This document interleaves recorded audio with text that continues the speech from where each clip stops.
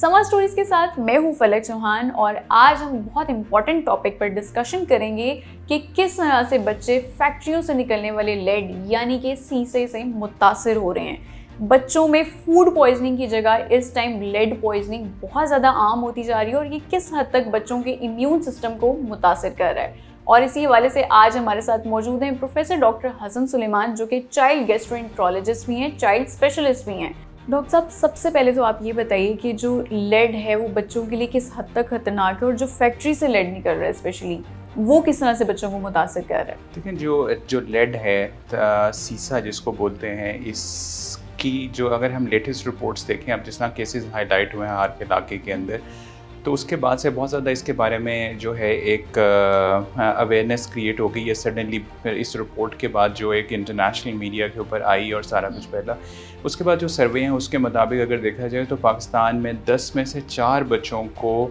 Lead की मिकदार जो questionable मिकदार है वो उनमें ज़्यादा पाई गई है। So it's quite an incidence कि 10 में से 4 का मतलब है 40% बच्चों में मिकदार ज़्यादा है लेड की फ्रॉम द रिक्वायर्ड लेवल। ठीक है डॉक्टर साहब, ये किस बच्चों को किस बॉडी पार्ट पे सबसे ज़्यादा इफेक्ट कर रहा होता है और उसके फिर सिम्टम्स क्या होते हैं? You name it.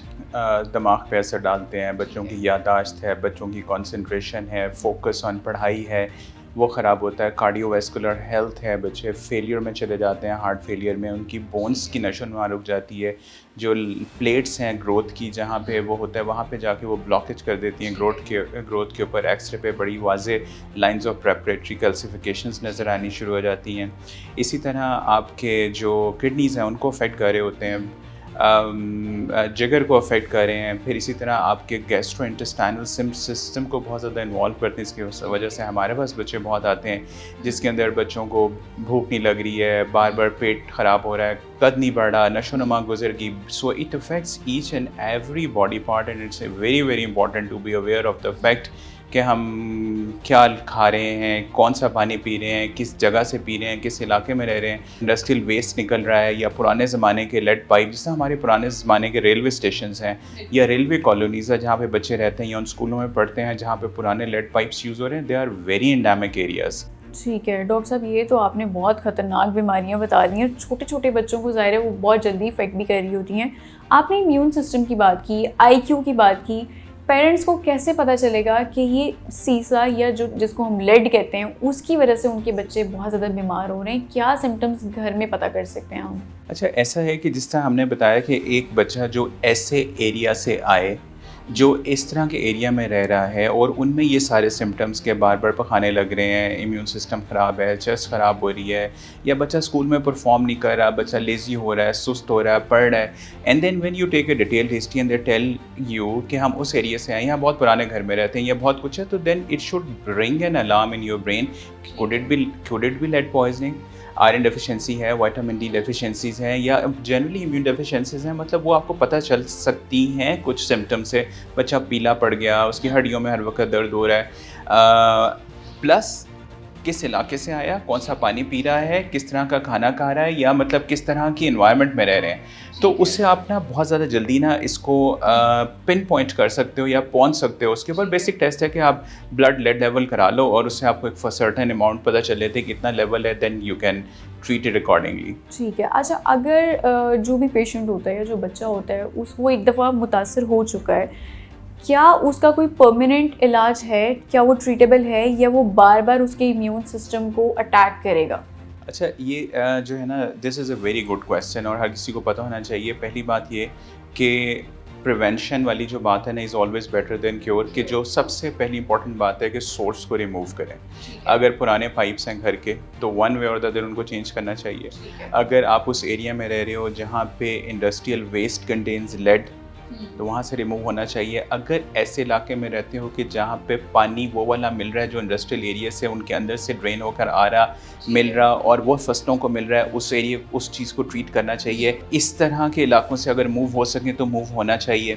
प्रिवेंशन में और बड़ी इंपॉर्टेंट बात यह है कि कहते हैं कि पानी उबाल लें, पानी उबालने से लेड बढ़ जाएगा, कम नहीं हो, क्योंकि वो एवेपोरेट हो गया, मज़ीद कॉन्सनट्रेट होगा, इसलिए ठंडा पानी इस्तेमाल करें, उबालें नहीं। और जब आपने पानी चलाया उसको थोड़ा सा निकलने दें ताकि उसमें से लेड जो है वो निकल जाए और जो बाकी पीछे आने वाला पानी है फिर उसको बंदा यूज़ कर सकता है, या मतलब आप ये वाटर प्योरीफायर यूज़ कर सकते हो। नंबर 2 कि अगर उसको प्रॉब्लम हो गई, इम्यून सिस्टम ख़राब हो गया, ये अमूमन जो दिमाग के ऊपर इसका असर है वो मोर और लेस परमानेंट होता है, उसको रिवर्ट करना बहुत मुश्किल काम है।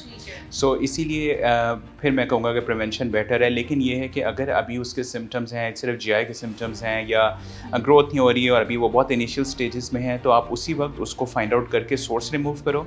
और अगर आपने ब्लड लेवल कराए और आप अच्छा, ये भी बात बड़ी इंपॉर्टेंट है यहाँ पे बताना आपके तवज्जुह से कि बच्चे as compare to adults 4 to 5 times ज़्यादा लेड जो है ना वो एब्जॉर्ब करते हैं, ज़्यादा सेंसिटिव होता है, उनका डाइजेस्टिव सिस्टम उसको एब्जॉर्ब करने की कैपेसिटी ज़्यादा रखता है। सो इनको जल्दी रिमूव करना वहाँ से बहुत इंपॉर्टेंट है। फिर अगर आपने ब्लड लेवल कराया और आपको लगता है कि इसका लेवल कोई 45 माइक्रोग्राम पर लीटर से ज़्यादा आ गया बच्चों में या 70 से ज़्यादा आ गया बड़ों में, तो उसकी एक थेरेपी उसको चिलेशन कहते हैं।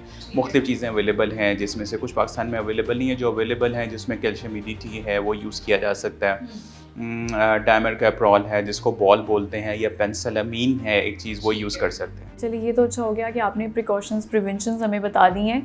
अक्सर डॉक्टर्स होते हैं उनको एंटीबायोटिक पे बच्चों को लगा देते हैं। एंटीबायोटिक क्या इस जो लेड से इफ़ेक्टेड होते हैं बच्चे, उनके लिए सूटेबल हैं? ये इतना बड़ा दुख है जो एंटीबायोटिक का, हमारे यहाँ पे स्टीवर्डशिप इतनी पुअर है कि यहाँ पे बच्चा को एक खांसी आई तो उसको एंटीबायोटिक दे दो, बच्चे को एक डायरिया आया उसको एंटीबायोटिक दे दो, उसकी आँख से पानी निकल रहा है एंटीबायोटिक दे दो, कान बह गया एंटीबायोटिक दे दो, बच्चा छत से गिर गया एंटीबायोटिक दे दो। This is so damaging. Not lead poisoning में तो खैर एब्सोल्युटली कोई रोल नहीं है, बट 60-70% वैसे भी बीमारियाँ वायरल हैं। इनको माओं को के साथ मार्क्स स्कोर नहीं करने, उनको बताना है, समझाना है कि ये वायरल डायरिया है, ये इतना टाइम लेगा, इसको जिंक दें, प्रोबायोटिक दें, ORS दें, ये ठीक हो जाएगा।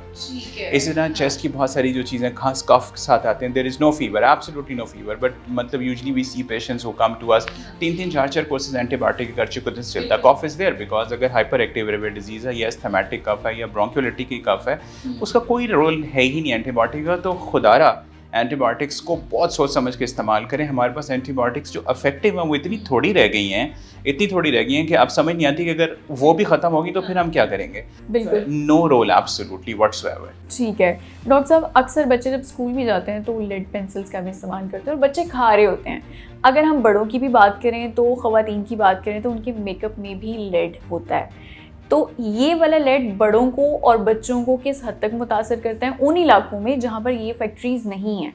नहीं है। वैसे देखें, कुछ चीज़ें, एक और बड़ी इंपॉर्टेंट पॉइंट जो मिस किया वो ये है कि हमारे जो सस्ते पेंट हैं वो भी लेड बेस्ड हैं, उनको भी निकालना चाहिए।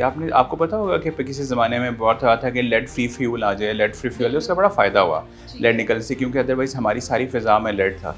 इसी तरह जिस तरह बच्चे हैं जो लेड पेंसिल के दफ़ा खा रहे हैं, एक आधी दफ़ा सिक्का या 2 या 3 दफ़ा मुँह में चला गया, वन ऑफ कुछ नहीं करता, मतलब वो ठीक है, आपकी बॉडी में आपने रीनल एक्सक्रीशन हो जाती है, वो निकाल देते हैं, ख़त्म हो जाता है। लेकिन अगर आपका बच्चा मुसलसल पेंसिल खाता है, पेंसिल भी खा जाता है और साथ ही में उसको वो लकड़ी भी खा जाता है, वो पेंट भी खा रहा है या वो मिट्टी भी खा रहा है, सारा कुछ कर रहा है, तो then this is iron deficiency.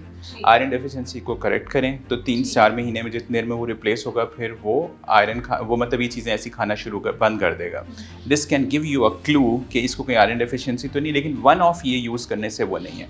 अच्छा, दूसरी बात, ख़वातीन के मेकअप में भी लेड है। देखिए बात इस अवेयरनेस का जिस तरह आप प्रोग्राम कर रही हैं, इट्स एन एक्सीलेंट थिंग कि आप ये कर रही हैं कि ये अवेयरनेस जानी चाहिए कि आप पढ़ो कि उस पर क्या लिखा हुआ है। If it is ingredient says lead, do not use it. If it is substandard, do not use it. आपकी स्किन या आपकी सेहत किसी भी चीज़ से ज़्यादा इंपॉर्टेंट है।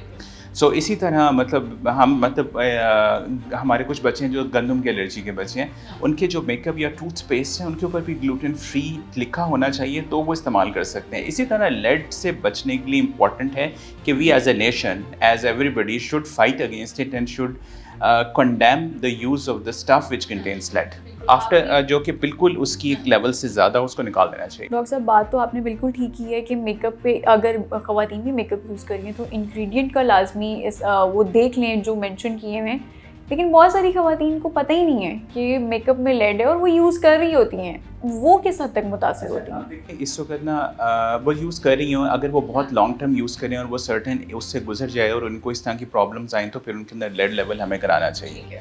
और अगेन जिस तरह हम कहते हैं ना कि वैक्सीनेशन के अगेंस्ट अवेयरनेस होनी चाहिए या ब्रेस्ट मिल्क के लिए अवेयरनेस होनी चाहिए, इसी तरह ऐसे सर्टन प्रोडक्ट्स फूड में या मेकअप में या हमारी दूसरी चीज़ों में, पेंट में है, उसके अगेंस्ट भी अवेयरनेस क्रिएट करनी चाहिए कि भाई इन इंग्रेडिएंट्स वाली चीज़ें इस्तेमाल ना करे जाएँ। और जो कंपनियां ये चीज़ें बना रही हैं उनको स्टैंडर्डाइज करना चाहिए कि एक सर्टन अमाउंट से ये ज़्यादा नहीं हो सकता जो इंसानी सेहत के लिए नुकसानदेह हो। सो ये तो हमारे लेवल पे, गवर्नमेंट के लेवल पे, मीडिया के लेवल पे मिलके इसको अवेयरनेस को क्रिएट करने की ज़रूरत है। इससे फ़ायदा होगा और लोग इस्तेमाल नहीं करेंगे and they will live a better and healthier life. बहुत शुक्रिया। डॉक्टर हसन सुलेमान हमारे साथ मौजूद थे और उन्होंने एक बहुत इंपॉर्टेंट बात की है कि prevention is better than cure. फलक चौहान को दीजिए इजाज़त, अगले एपिसोड में दोबारा मुलाकात होगी, तब तक के लिए अल्लाह हाफिज़।